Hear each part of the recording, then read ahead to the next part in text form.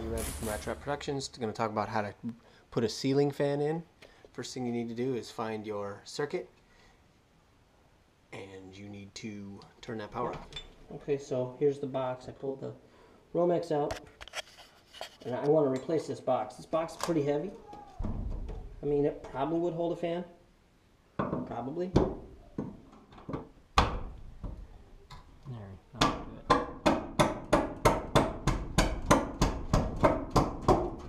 Okay, beauty. Got that one out. Mm-hmm. And we'll do the same thing on the other side. So there's a lot of these different kinds of boxes, but this one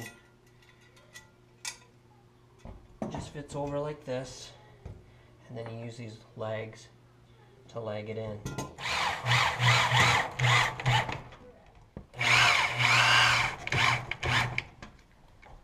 Okay, you can let go. Okay.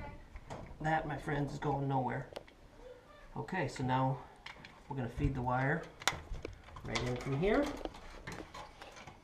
If you buy a Hunter fan, they've thought of everything. You don't really have to change this box out if you don't want to. We did, but you can actually take wood screws and screw this hanger into the joist that this is attached to. Well, we've already done this, and this is approved box for hanging a ceiling fan. So we're going to use this instead. But that's Hunter. That's why you buy Hunters. So we're just going to take this and attach this hanger bracket on with the machine screws. Okay. These little plastic tabs are supposed to keep the motor from spinning during shipping. For some reason they didn't put that out. You keep these because this is what you're going to attach the fan blades to, but you discard the plastic piece.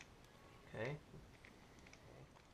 Down rod's going to go in here. It's going to get screwed in.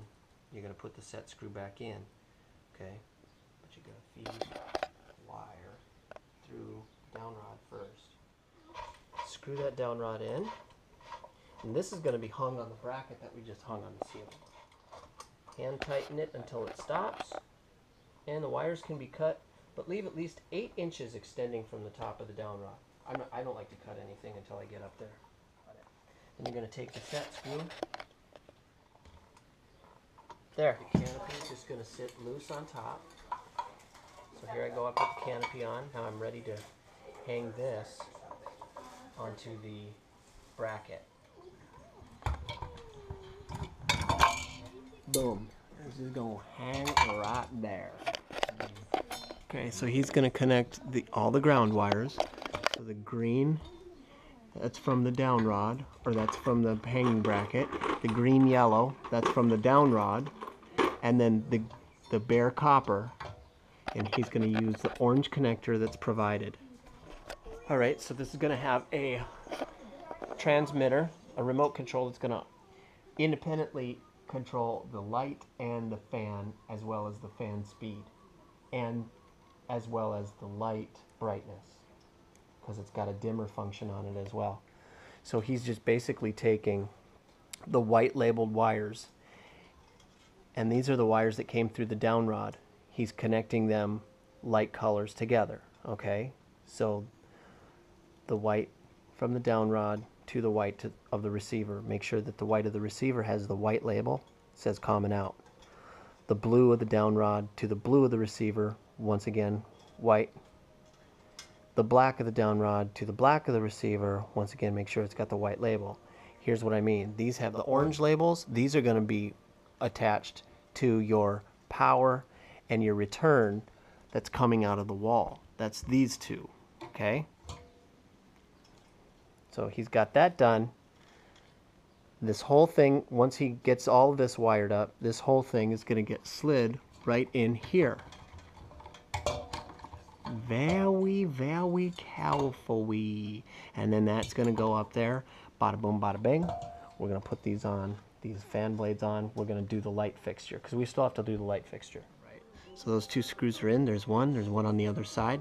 Now we are ready to put the fan blades on. Here he's going to, I will hold this to make it easier for him.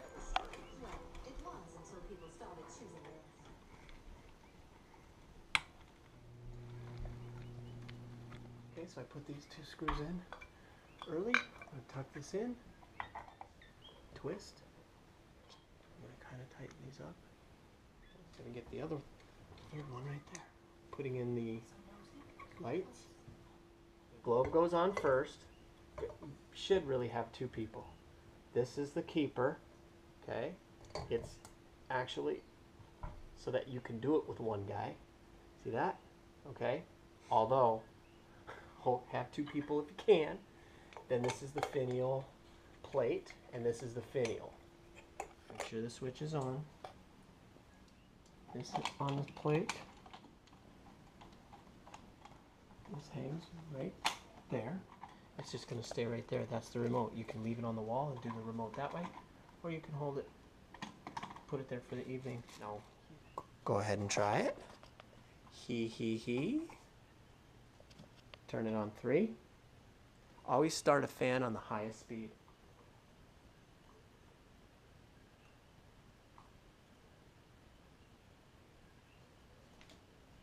There you go. Pull it out. So fan's on the highest speed. And now here's the light. Okay? And then here's a light dim. So what you do is you just hold this. Okay, so I just figured something out on these new Hunter fans. So this is your dimmer. You hold it, it dims. Down, down, down, down, down, down, down. On mine, that's what it'll do until it's dead.